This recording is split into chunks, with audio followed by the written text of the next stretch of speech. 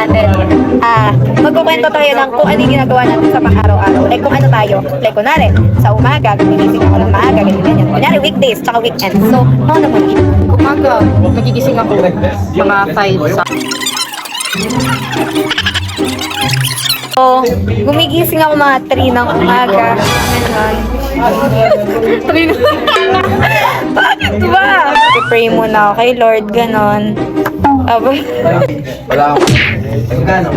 Mapagpang gabi. Magko-commute na ako papunta. Ganyan. Dapat mga mga 5 na pag-commute na ako, ganyan. Anong oras ka na dumadating dito tapos 5 nagko-commute ka papunta dito?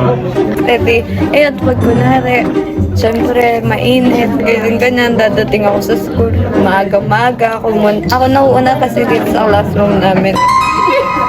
Inala mo mga taga-San Fernando.